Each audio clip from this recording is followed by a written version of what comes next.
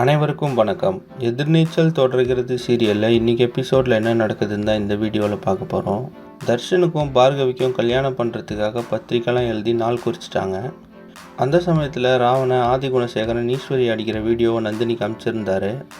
அந்த வீடியோவை ஜனனி சக்தி கிட்ட காட்ட போகிறதுக்குள்ளே அவர் அந்த வீடியோவை டெலிட் பண்ணிட்டாரு. இதனால் குழம்பி போன நந்தினி அந்த வீடியோவை பற்றி ஏதாவது தகவல் கிடைக்குமான்னு சொல்லிட்டு மதிவதனியை பார்க்கறதுக்காக மதிவதனி வீட்டுக்கு போகிறாங்க. ஜனனி வீட்டில் இல்லாத சமயமாக பார்த்து கதிரும் ஞானமும் போய் ஈஸ்வரி கிட்ட பேசுகிறாங்க. அப்போ கதிர் சொல்கிறாரு, நம்மளாம் இந்த வீட்டில் ஒத்துமையாக இருக்கணும்னு நாங்கள் நினைக்கிறோம், ஆனால் ஜனனி பண்ணுறது சரியில்லை, நல்ல காரியம் நடக்க போகிற நேரத்தில் ஏதாவது அதை தடை சொல்கிற மாதிரி பண்ணிகிட்டே இருக்கிறாங்க அப்படின்னு சொல்கிறாரு. இதை கேட்ட ஈஸ்வரியும் கொஞ்சம் யோசிக்கிறாங்க. அதுக்கப்புறமா ஞானம் போய் ஈஸ்வரி கிட்ட பேசுகிறாரு. ஜனனி கொஞ்ச நாளாக சரியில்லை, அவங்க ஏதோ புத்தி சரியில்லாத மாதிரி நடந்துகிட்ருக்கா அப்படின்னு சொல்கிறாரு. இதனால் நந்தினி ரேணுகாலாம் ரொம்ப டென்ஷன் ஆகிட்டு கத்துறாங்க. இப்போ ஜனனிக்கு அந்த வீடியோ அமைச்சது ராவணன் தான் எப்போ தெரிய வரப்போகுது. கதிரும் ஞானமும் சொன்னதை கேட்டு ஈஸ்வரி வேறு ஏதாவது ஜனனி மேலே நடவடிக்கை எடுக்க போகிறாங்களா அப்படின்றத அடுத்தடுத்த எபிசோடில் பார்த்து தெரிஞ்சுக்கலாம்.